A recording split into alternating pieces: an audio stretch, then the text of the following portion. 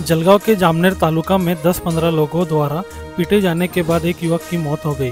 मृतक युवक की पहचान जामनेर तालुका के बेतावड़ खुर्द गांव निवासी 21 वर्षीय सुलेमान रहीम खान पठान के रूप में हुई है। बताया गया है कि कुछ युवकों ने प्रेम प्रसंग के शक में उसकी पिटाई की। सुलेमान जामनेर शहर के एक कैफे में बैठा हुआ था, तभी 10-15 युवकों ने उसकी बुरी तरह पिटाई कर दी और अस्पताल ले जाते समय उसकी मौत हो गई। घटना के बाद हमलावरों के खिलाफ कार्रवाई के लिए थाने में भारी भीड़ जमा हो गई और तनावपूर्ण स्थिति पैदा हो गई। घटना के बाद मृतक युवक के परिजनों की शिकायत पर जामनेर थाने में 10-15 लोगों के खिलाफ मामला दर्ज कर लिया गया है। पुलिस ने इस घटना में 2 युवकों को हिरासत में लिया है और 8 अन्य के नाम पता चल गए हैं। पुलिस अधीक्षक ने बताया है कि पिटाई कैसे और किस कारण हुई, इसका पता लगाने के लिए जांच चल रही है। पुलिस अधीक्षक डॉक्टर महेश्वर रेड्डी ने नागरिकों से किसी भी अफवाह पर ध्यान न देने और कानून को अपने हाथ में न लेने की अपील की है।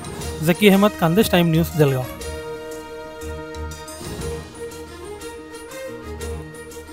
जामनेर शहरामध्ये आज सायंकाळी एका कॅफेमध्ये एका मुलांसोबत काय मुलांचा वादविवाद झाला होता। ते वादविवादानंतर त्या मुलांना मारहाण केलं होतं आणि त्याला परत म्हणजे बस स्टँडजवळ आणून त्यांना नंतर परत मारहाण झाल्या होत्या। मग त्याच्यानंतर त्यांचे आई वडील त्या स्पॉटवर पोहोचला आणि नंतर त्या मुलांना हॉस्पिटलला नेलं आणि हॉस्पिटलला उपचारादरम्यान त्यांचा मृत्यू घोषित करण्यात आलेला आहे। या पूर्ण घटनेमध्ये पोलिसांनी आमचा FIR दाखल करण्याची प्रक्रिया चालू आहे आणि आतापर्यंत आम्ही 2 आरोपींना ताब्यात घेतलेलं आहे आणि आतापर्यंत 8 लोकांचं नाव देखील आम्ही निष्पन्न केलेलं आहे। पोलिसांनी आमचं 4 टीम आम्ही LCB सहित म्हणजे इतर बाकी पोलीस स्टेशनची 4 टीम आम्ही तयार केलं।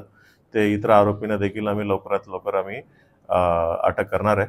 सर्व लोकांना मी पोलीस डिपार्टमेंटमधून हीच आवाहन करू इच्छित आहे, म्हणजे पोलिसांनी आपलं काम करतायत, कोणताही अफवा कोणी विश्वास करू नये। पोलिसांनी त्यांची पूर्ण जबाबदारी पार पाडतायत।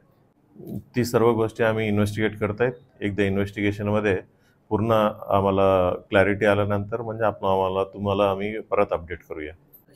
आत्ताच घडलेलं आहे, म्हणजे एक्झॅक्टली त्याचं CCTV फुटेज काढण्याची प्रक्रिया आमचं चालू आहे। एकदा CCTV फुटेज काढल्यानंतर आम्हाला माहिती पडते। त्यांनी फिर्यादीमध्ये 12 ते 15 म्हणून त्यांनी संख्या दिलेली आहे, म्हणजे त्यांनी फिर्यादमध्ये त्यांना एक्झॅक्टली नाव माहिती नसल्यामुळे त्यांनी नावानिशी नाही दिलं, फक्त एक नाव दिलं। आम्ही आमच्या तपासादरम्यान आता 1 तासामध्ये 8 नाव निष्पन्न केलेलं आहे आणि त्याच्यापैकी 2 लोकांना आम्ही ताब्यात देखील घेतलेलं आहे।